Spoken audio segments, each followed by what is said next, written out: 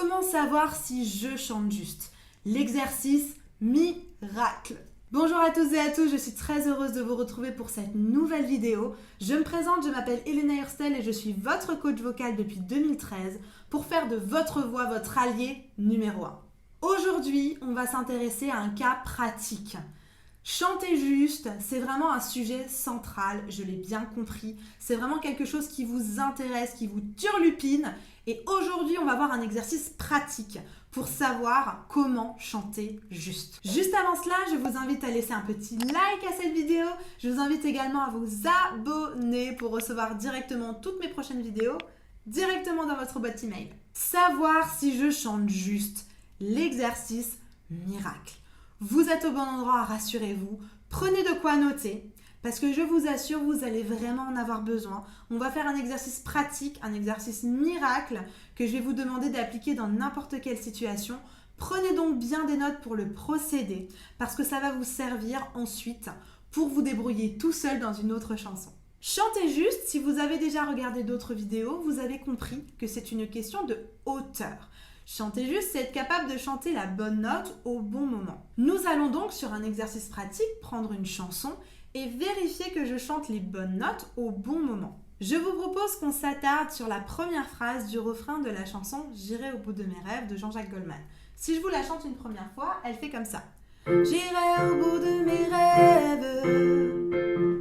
Ok, pour vérifier qu'on chante juste cette chanson-là, il y a un tout petit exercice pratique à faire. Dans un premier temps, on va essayer de ralentir la phrase pour vérifier exactement les hauteurs de chaque syllabe.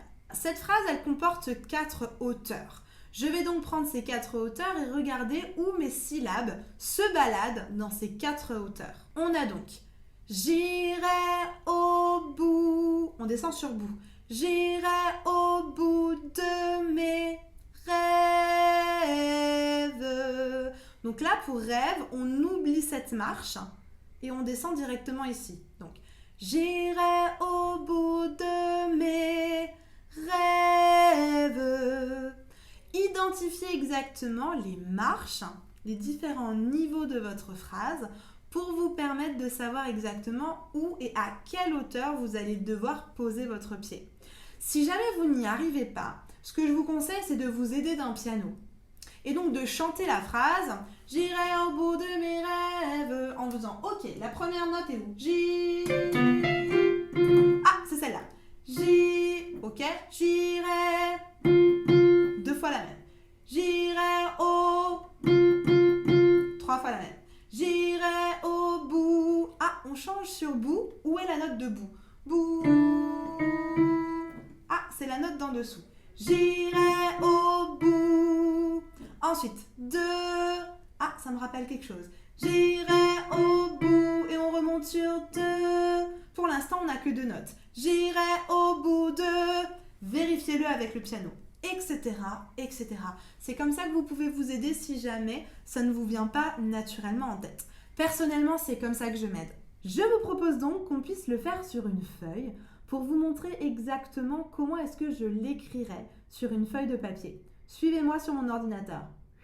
Me revoilà donc sur mon ordinateur. La première chose que je vous conseille de faire, c'est de noter la phrase que vous allez décortiquer. Une fois que c'est fait, nous allons répartir et décortiquer et analyser, si j'ai envie de dire, les syllabes. C'est-à-dire que nous allons les séparer, comme ceci. Nous avons donc j'irai, ensuite au bout de mes. Et pour rêve, quand on le chante, on entend que les notes font ré, ve. Donc ici, nous allons séparer les syllabes qui sont ré, ve, mais nous allons également séparer la voyelle de ré parce qu'elle va nous demander 2 notes bien différentes, donc 2 hauteurs. Troisième étape, c'est donc maintenant de répartir toutes ces syllabes au bon endroit, à la bonne hauteur, pour que vous puissiez vous repérer. Si je prends la première hauteur, nous avons donc la note j'irai au. Ces 3 syllabes sont exactement au même niveau, au même endroit. Donc, je vais les placer toutes à la même hauteur. Nous avons ensuite la syllabe bout, qui elle va descendre. Écoutez. J'irai au bout. Ensuite, nous avons la syllabe de. Elle est exactement à la même hauteur, c'est la même note que j'irai au. Du coup, je vais exactement la mettre à la même hauteur. Pour que ça fasse j'irai au bout de Exactement pareil pour mais, on entend que c'est la même hauteur que bout. J'irai au bout de mes. Donc, je vais la placer également à la même hauteur. Ensuite, il me manque rêve. La première note, la première hauteur de rêve, c'est ce fameux ré. J'irai au bout de mes rêves. Ça remonte exactement sur la même note, la même hauteur que j'irai au et que de. Donc, je vais vérifier à le placer au même endroit. Il va donc me rester veut, ces deux hauteurs-là. Rêve. Vous entendez donc bien que c'est encore une fois en dessous de bout et mais. C'est plus la même hauteur. Nous allons donc le placer comme ceci. Ça va vous permettre visuellement de voir exactement quelles sont les différentes hauteurs. Si on reprend depuis le début, j'irai au bout de mes rêves. Si vous voulez, vous pouvez également mettre des couleurs. Les couleurs vont vous permettre de voir visuellement quelles sont les syllabes qui sont à la même hauteur. Si je prends ça, ça, ça, ça et ça, c'est la même hauteur. Je peux donc décider de mettre par exemple du rouge. Pour bout et mais, on est d'accord que c'est toujours la même hauteur. Je peux donc décider de mettre un rouge un peu moins prononcé. Pour cette note ici, c'est encore en dessous, donc je peux mettre une autre couleur. Et la même chose pour ici. Ça me permet visuellement de voir que j'ai 4 notes différentes. Maintenant qu'on a mis les différentes hauteurs, les différents paliers, ce qui va m'intéresser, c'est d'y mettre de l'énergie. C'est-à-dire que les différents paliers ne vont pas avoir les mêmes énergies. Donc la question que vous devez vous poser, c'est chaque note, sur une échelle de 1 à 10, combien d'énergie elle me demande. On prend la première. J. Donnez un chiffre. Est-ce que c'est 2 ? Est-ce que c'est 0,5 ? Est-ce que c'est 10 ? Etc. J. Pour ma part, elle me demande à peu près, allez, je dirais 5 sur 10. Donc, j'irai au, ça va me demander 5 à chaque fois. J'irai au, ensuite on va avoir le bout. Bou, ça vous demande combien ? Chantez-le avec moi. Bou, encore une fois. Bou. Il vous demande un petit peu moins, on est d'accord, hein ? Donc on va peut-être dire 4 ou 4,5. Donc on reprend. J'irai au bout. Attention, pas 3, hein, sinon vous dégringolez complètement. La note, c'est juste celle en dessous, donc c'est un tout petit peu moins d'énergie. J'irai au bout. Et ensuite, ça remonte. 2. J'irai au bout de. Donc là, je remets de l'énergie. Essayez de voir combien vous avez besoin. J'irai au bout de. Comme on est sur une fin d'air, peut-être que vous avez besoin de plus d'énergie que le 5 de tout à l'heure. Personnellement, je mettrais 5,5. J'irai au bout de mes rêves. Donc moi, si je devais mettre des chiffres là-dessus, je mettrais j'irai au 5, bout, 4,5, 2, 5,5, mais 4,5, rêve, 5,5, Eve, 2 et 1,5. Vous voyez où je veux en venir ? Il faut que vous puissiez répartir l'énergie pour qu'elle puisse vous mener là où vous en avez besoin.